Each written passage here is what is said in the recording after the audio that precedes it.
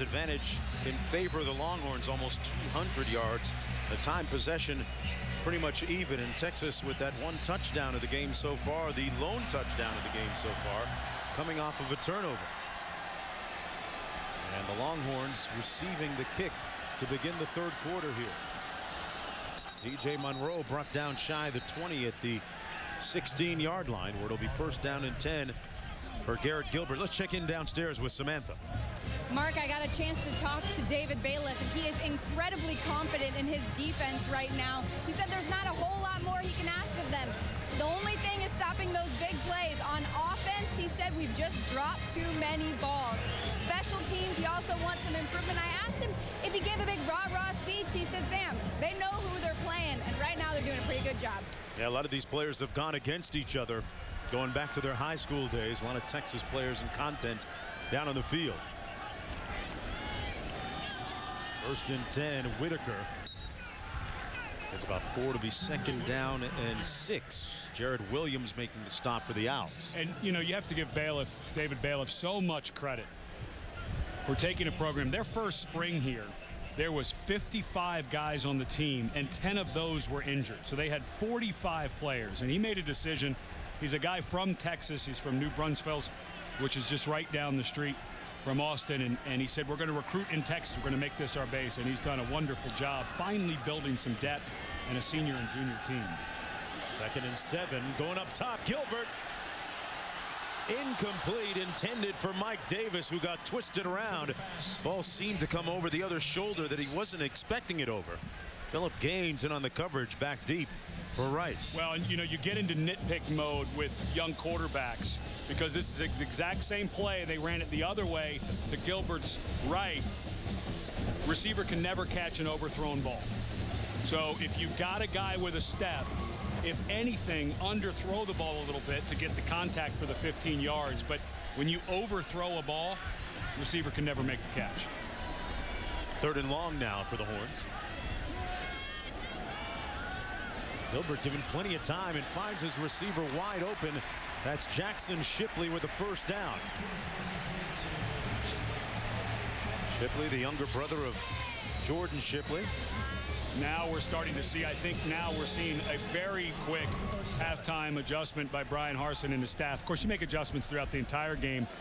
There were 2 deep routes over the top of Shipley. He came underneath of it. And Malcolm Brown now into the ball game for the first time. A highly touted freshman. One of the top recruits in the entire country, a 5-star recruit a season ago. And he gets the touch, plowing forward.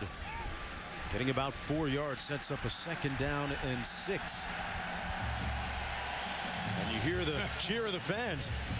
Boy, not sure what that cheer exactly is saying at Cunningham. I think it, well, you know, it's funny because there is a large, loud group of Texas fans who are huge fans of recruiting, as a lot of college fans are becoming. And I think everybody was waiting for this guy, thinking he would be the salve for the wounds of their running game. So I think that's what that cheer was all about. Saw those impressive numbers that he put up last year in high school. And a play fake. Gilbert under some heat and sacked. Back at the 38-yard line. Good pressure up front by the Owls defensive crew. They line up out of that 4-2-5 alignment. We haven't talked much about it. What kind of advantage does it have for them, if at all? The one a lot of teams are going to a 5 or 6 defensive back defense is their set defense, nickel or dime. And a lot of it is because of these spread offenses. And as they go to get the play action, that's just a late block by the fullback who gets out there late and good pursuit. But what it does, puts more speed on the field. Loss of 2, third and long. And more heat on Gilbert. Got out of trouble once, threw it up. A poor decision, and fortunate that Fozzie Whitaker was back there to scoop the ball up. I'm not sure that was in the game plan, and now a smattering of boos raining down on Garrett Gilbert. Yeah, that was a bad mistake. A really great blitz call by Chuck Driesbach, the defensive coordinator. He's got 2 coming on the outside, and Whitaker has to pick up 1. So you've got a free guy. Whitaker makes the mistake of taking the outside player. You always take the inside guy because he has the straightest line. Either that or it was a blown blocking assignment by the offensive line. Justin Tucker rolls out to his right and punts it. And the Owls are going to get good starting field position here on their first drive of the second half of play. Xavier Webb on the punt return. Got about 6, and it'll be 1st and 10 for Taylor McGarg for Rice. And I'll tell you right now, Texas is giving Rice a lot of confidence. You know, their defense, David Bailiff, he's right. He should have confidence in how this defense is playing. Now, again, I think this offense for Rice needs to match what the defense is doing. Let's get a little more aggressive. Have they thrown a ball downfield yet? I'm not sure we've seen a long throw. Maybe a good time to take a shot here. 1st and 10. Tyler Smith, the lone back, behind Taylor McGarg.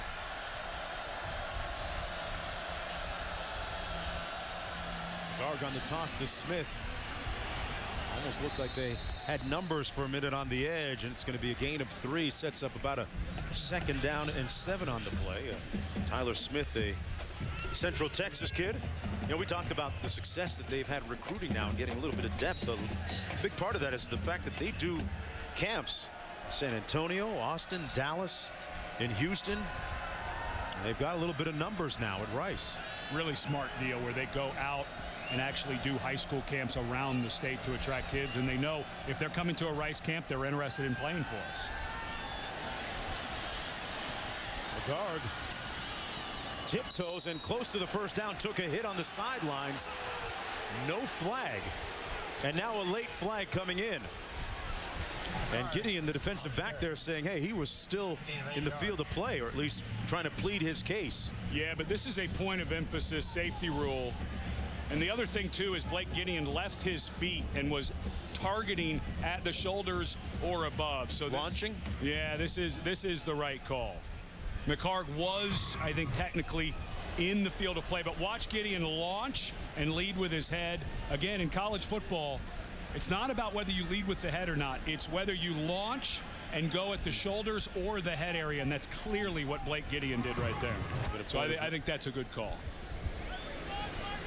After the play, personal foul, late hit out of bounds. Well,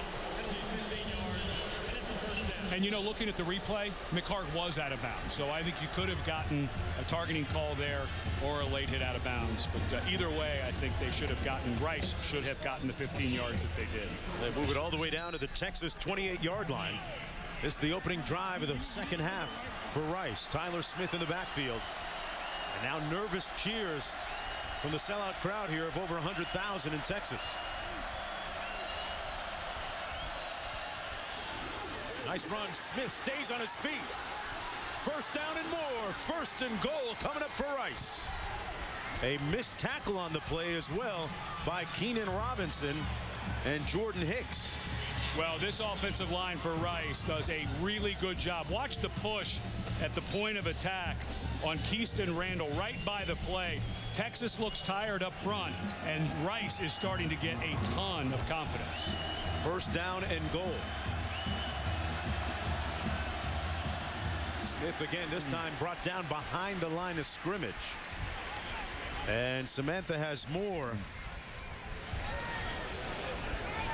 We're going to keep it right here. Samantha, let's go downstairs.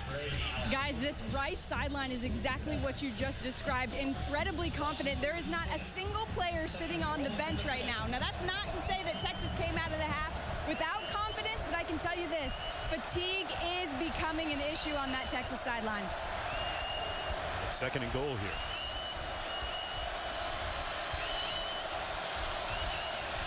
Play clock winding down to 4. Well, McGarg seemed a little unsettled, Ed. You tell me. You know, and you go back, they ran the exact same play 2 plays in a row. Smith gets the long run, then they run the exact same play.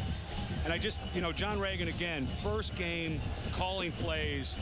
I just think they need to be a little more diverse. They have the offense, a little more aggressive. And here, I think you got to get McGarg out of the pocket and throwing to this trip side. He looks the other way on the fade. Contact in the end zone. No flag, incomplete. Intended for Kitchens, but it was broken up by Bindum. So it's 4th and goal. And you bring in the field goal unit here? I think you got to put the points on the board here. But again, I go back. You don't throw a fade. It's a one-shot deal. You've got the 3 receivers. You got an athletic quarterback. And I know you've got a size mismatch with Kitchens at 6'3", 225, but just want to see a little more flavor in the play calling for Rice. Boswell in to attempt this field goal, his 3rd of the night. He's already connected from 42 and 49. This one coming from 26 yards out. High snap, but he knocks it through, and the Owls to within 4 points. And to say that there's a little trepidation here would be a little bit of an understatement. They expected fireworks. They still haven't come yet, but waiting for now. Texas football on the Longhorn Network is brought to you by Southwest Airlines. Find our fares online only at southwest.com.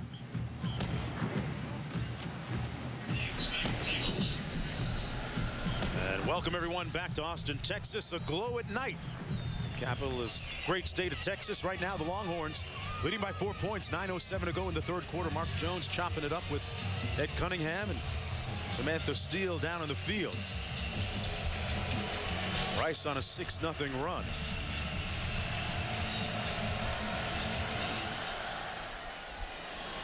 A squib kick coming all the way down to the 10-yard line. This is DJ Monroe, one of the fastest players on the field.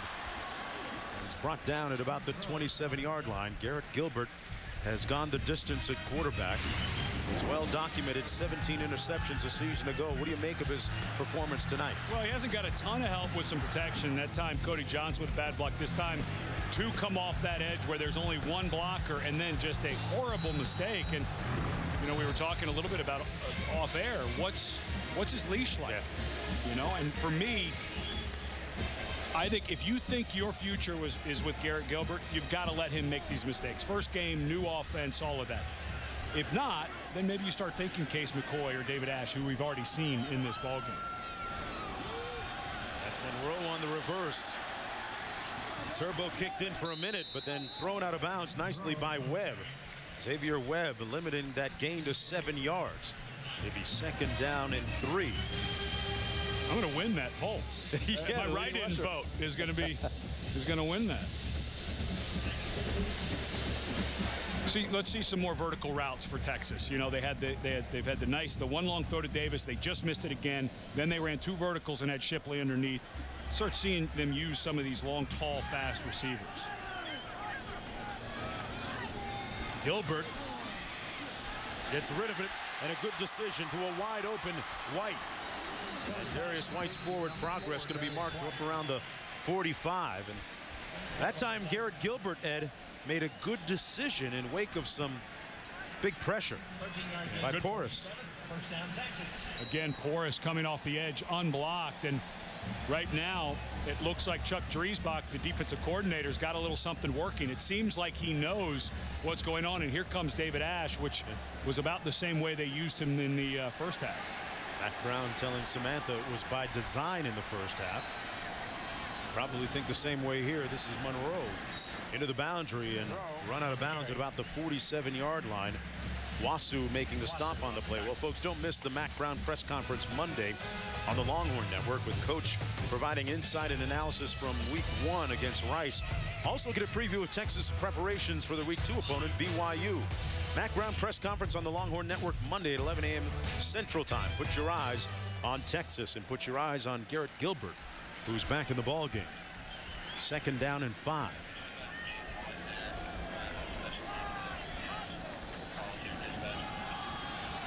Handoff to Brown, Malcolm Brown. Close to that first down, got about 3 yards, sitting up 3rd and short. The biggest cheers so far tonight have been when Malcolm Brown, the highly touted freshman, comes into the ball game. Fans here all read ESPN.com and our football rankings, huh?